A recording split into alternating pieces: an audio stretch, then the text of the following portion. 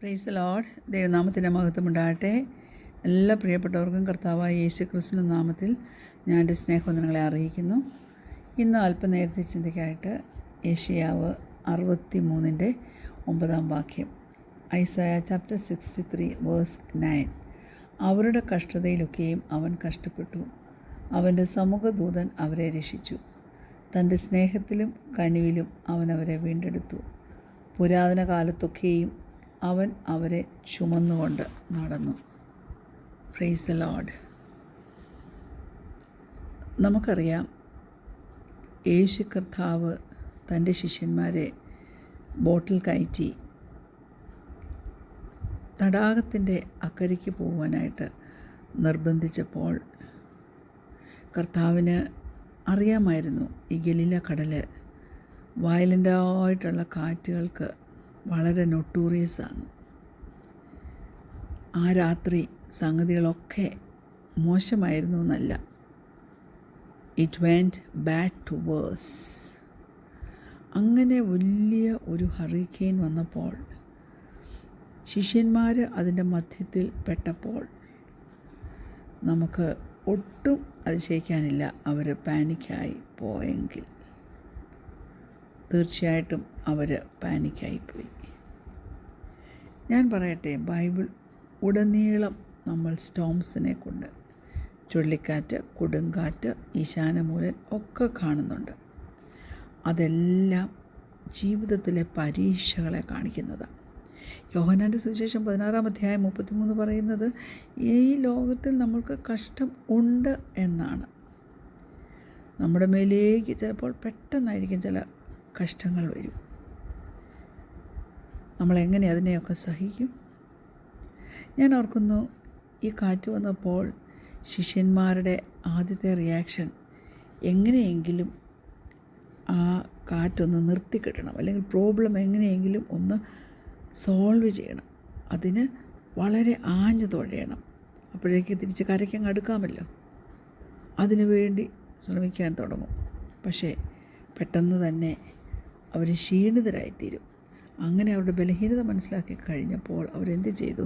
അവർ യേശുവിൻ്റെ നേരെ തിരിഞ്ഞു.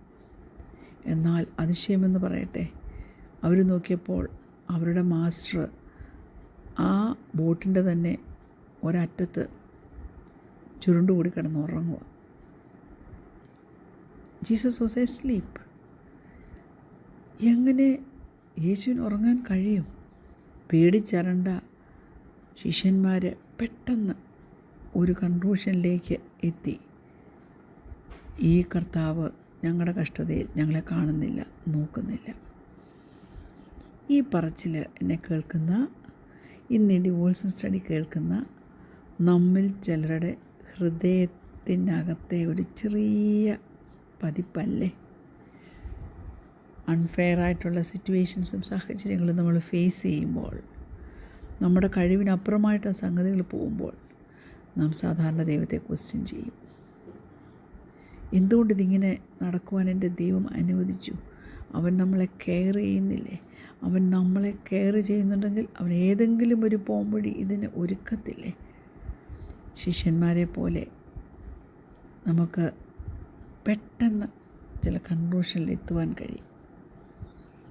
പക്ഷേ ഞാൻ പറയട്ടെ, ഇവിടെ യേശു ഉടനടിയൊന്നും ആ സ്റ്റോംസിനെ നിർത്തിയില്ല, ആ കൊടുങ്കാറ്റിനെ സ്റ്റോപ്പ് ചെയ്തില്ല. സ്നേഹിക്കാത്തത് കൊണ്ടോ, നമ്മെ സ്നേഹിക്കാത്തത് കൊണ്ടോ, അവന് ശക്തിയില്ലാത്തത് കൊണ്ടോ അല്ല. പക്ഷേ നമ്മുടെ ജീവിതത്തിലെ ചില അനുഭവങ്ങളെ നാം എങ്ങനെ ഫേസ് ചെയ്യുമെന്ന് അവന് നമ്മെ പഠിപ്പിക്കണമായിരുന്നു. കർത്താവ് ചിലതൊക്കെ നമ്മുടെ ജീവിതത്തിൽ അനുവദിക്കുന്നത് എന്തിനാണെന്ന് വെച്ചാൽ, എൻ്റെ പ്രിയമുള്ള ദൈവത്തിലെ ഞാൻ പറയട്ടെ, നാം ചിലതൊക്കെ പഠിച്ചെടുക്കണമെന്ന് ദൈവം വളരെയധികം ആഗ്രഹിക്കുന്നുണ്ട്. യോബിൻ്റെ പുസ്തകം 38-ാം അധ്യായത്തിൻ്റെ 37-ാം ഇങ്ങനെ പറയുന്നു. ജോബ് ചാപ്റ്റർ 38:37 ഉരുക്കി വാർത്തതുപോലെ പൊടി തമ്മിൽ കൂടുമ്പോഴും മൺകട്ട ഒന്നോടൊന്ന് പറ്റിപ്പോകുമ്പോഴും ജ്ഞാനത്താൽ മേഘങ്ങളെ എണ്ണുന്നതാണ്. ആകാശത്തിലെ തുരുത്തികളെ ചരിക്കുന്നതാണ്. എന്ത് മനസ്സിലായി ദൈവമക്കളെ? കാലാവസ്ഥയുടെ മേലും കാറ്റിൻ്റെ മേലും മഴയുടെ മേലും എല്ലാം അധികാരമുള്ളവൻ ഈ ശിഷ്യന്മാരുടെ ഗുരുവാകുന്ന യേശു കർത്താവാണ്. യഹൂദന്മാരുടെ പാരമ്പര്യവും അവരെ പഠിപ്പിച്ചിരിക്കുന്നത് ദൈവത്തിന് മാത്രമേ കാലാവസ്ഥയോട് കൽപ്പിപ്പാൻ കഴിയുള്ളൂ എന്നാണ്. ഈ കിഴക്ക് ഭാഗത്തുള്ള കിഴക്കൻ ദേശത്തെ പുരാതന പട്ടണങ്ങളിലുള്ള സകലരും വിശ്വസിച്ചിരുന്നത് ആർക്കും കൺട്രോൾ ചെയ്യാൻ പറ്റാത്തൊരു ഫോഴ്സ് ഉണ്ടെങ്കിൽ അത് കടലിൻ്റെ ശക്തിയാണെന്നാണ്. എന്നാൽ ദൈവത്തിന് കടലിൻ്റെ മേലും അധികാരമുണ്ട്. നമുക്കറിയാമല്ലോ, അടിമത്തത്തിൽ കിടന്ന ഇസ്രായേൽ മക്കളെ ഈജിപ്തിൽ നിന്ന് പുറപ്പെടുവിച്ചു കൊണ്ടുവരണമെങ്കിൽ ദൈവത്തിന് ചെങ്കടൽ വിഭാഗിച്ചേ പറ്റൂ. അതിന് താൻ മോശയെ ഉപയോഗിച്ചു എന്ന് പറഞ്ഞതുപോലെ വാഗ്ദത്ത നാട്ടിൽ കടക്കുന്നതിന് മുമ്പ് യോർദാനെ വിഭാഗിക്കണമായിരുന്നു. അതെല്ലാം ഇസ്രായേൽ മക്കൾക്ക് ദൈവത്തെക്കുറിച്ചുള്ള പരിജ്ഞാനത്തെ ഒന്നുകൂടെ ആഴത്തിൽ മനസ്സിലാക്കുവാൻ തക്കവണ്ണം ഇടയായി. യോബിൻ്റെ പുസ്തകത്തിൽ നമ്മൾ വായിച്ച വാക്യം പോലെ കാലാവസ്ഥയുടെ മേൽ അധികാരമുള്ളവൻ ഒരാൾ മാത്രം. Only God can do that. 107 സങ്കീർത്തനം 29 മുതൽ 30 വരെയുള്ള വാക്യങ്ങൾ ഇങ്ങനെ പറയുന്നു. സാം 107 വേഴ്സസ് 29 to 31 ഇങ്ങനെ പറയുന്നു. അവൻ കൊടുങ്കാറ്റിനെ ശാന്തമാക്കി, തിരമാലകൾ അടങ്ങി. ശാന്തത വന്നതുകൊണ്ട് അവർ സന്തോഷിച്ചു. അവൻ ആഗ്രഹിച്ച തുറമുഖത്ത് അവനവരെ എത്തിച്ചു. അവർ യഹോവയെ അവൻ്റെ നന്മയെ ചൊല്ലി മനുഷ്യപുത്രന്മാരിൽ ചെയ്ത അത്ഭുതങ്ങളെ ചൊല്ലിയും സ്തുതിക്കട്ടെ. Praise God. ദൈവത്തിന് നമ്മളോടൊരു ഉടമ്പടി ഉണ്ടല്ലേ, അതവൻ്റെ വിശ്വസ്തതയെ കാണിക്കുന്നതാണ്. സങ്കീർത്തനം 107 കൊടുങ്കാറ്റ് വന്നപ്പോൾ അത് ഫേസ് ചെയ്ത തൻ്റെ ജനം എങ്ങനെ വിടുതൽ പ്രാപിച്ചു എന്നുള്ളത് ഡിസൈപ്പിൾസിന് അറിയാമായിരുന്നു. എന്നാൽ അവരുടെ ദൈവം വിടുവിക്കുന്നവനാണെന്ന് ശിഷ്യന്മാർക്ക് നല്ലവണ്ണം അറിയാമായിരുന്നു. കൊടുങ്കാറ്റിനെ ശാന്തമാക്കുമെന്ന് നല്ലവണ്ണം ശിഷ്യന്മാർക്ക് അറിയാമായിരുന്നു.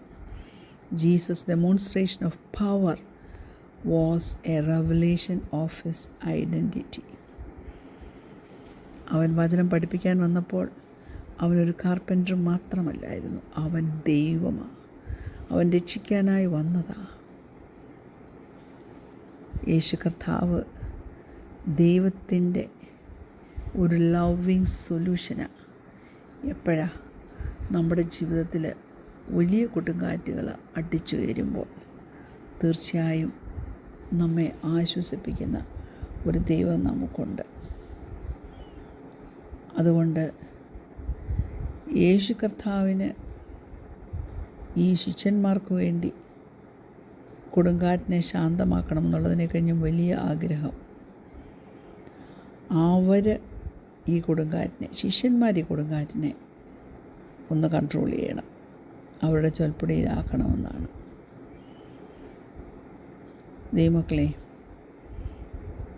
യേശു കർത്താവ് ഈ അത്ഭുതമൊക്കെ ചെയ്തതിന് ശേഷം തൻ്റെ ശിഷ്യന്മാരോട് ചില കാര്യങ്ങൾ പറയുവാനിടയായത് നമ്മുടെ ശ്രദ്ധയിൽപ്പെടുത്തുന്നത് ആവശ്യമാണ്. അതായത് യോഹന്നാൻ്റെ സുവിശേഷം 14 അധ്യായം അതിൻ്റെ 12 വാക്യം. ആമേൻ ആമേൻ ഞാൻ നിങ്ങളോട് പറയുന്നു, ഞാൻ ചെയ്യുന്ന പ്രവൃത്തി എന്നിൽ വിശ്വസിക്കുന്നവനും ചെയ്യും. ഞാൻ പിതാവിൻ്റെ അടുക്കൽ പോകുന്നതുകൊണ്ട് അതിൽ വലിയതും അവൻ ചെയ്യും. അൺകംഫർട്ടബിളായി തോന്നുന്നുണ്ടോ? ദൈവത്തിന് നമ്മെക്കുറിച്ചുള്ള പ്രതീക്ഷയൊക്കെ നാം ദൈവശക്തിയെ വെളിപ്പെടുത്തുന്നവരായിരിക്കണമെന്ന്. Praise the Lord. ഹല്ലേലൂയ. യെശയ്യാ പ്രവചനം 40 അധ്യായം അതിൻ്റെ 28ഉം 29ഉം വാക്യങ്ങൾ. Isaiah chapter 40 verses 28 and 29. നീ കേട്ടിട്ടില്ലയോ, യഹോവ നിത്യദൈവം, ഭൂമിയുടെ അതിരുകളെ സൃഷ്ടിച്ചവൻ തന്നെ. അവൻ ക്ഷീണിക്കുന്നില്ല, തളർന്നു പോകുന്നതുമില്ല. അവൻ്റെ ബുദ്ധി അപ്രമേയമത്രേ. അവൻ ക്ഷീണിച്ചിരിക്കുന്നവന് ശക്തി നൽകുന്നു, ബലമില്ലാത്തവന് ബലം വർദ്ധിപ്പിക്കുന്നു. Praise God. ദൈവത്തിൻ്റെ ശക്തി കൂടാതെ നമുക്ക് ജീവിക്കാൻ പറ്റത്തില്ല. ദൈവത്തിൻ്റെ ആ ശക്തി കൊടുങ്കാറ്റിലും വെളിപ്പെടുത്തുവാൻ കഴിവുള്ളവനാണ് നമ്മുടെ ദൈവം. Praise God. നമ്മുടെ പ്രാർത്ഥനയ്ക്ക്, നമ്മുടെ എല്ലാ അപേക്ഷകൾക്കും ഉള്ള മറുപടി നാം പ്രതീക്ഷിച്ചാലും ചോദിച്ചാലും നനച്ചാലും അധികമായി ദൈവം നമുക്ക് ചെയ്തു തരും. അതിനായി നമുക്ക് ഒരുങ്ങാം.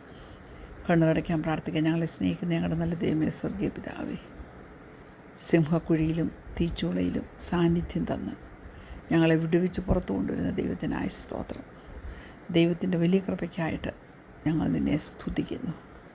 നീ ഞങ്ങൾക്ക് വേണ്ടി ഒരുക്കിയിട്ടുള്ളത് കണ്ണ് കണ്ടിട്ടില്ല, ചെവി കേട്ടിട്ടില്ല, മറ്റാരുടെ ഹൃദയത്തിൽ തോന്നിയിട്ട് പോലുമില്ല. അപ്പാ സ്തോത്രം, നന്ദി അപ്പാ സ്തോത്രം. താഴ്ത്തി സമർപ്പിക്കുന്ന യേശുവിൻ്റെ നാമത്തിൽ തന്നെ ആമേൻ. Praise the Lord. God bless U.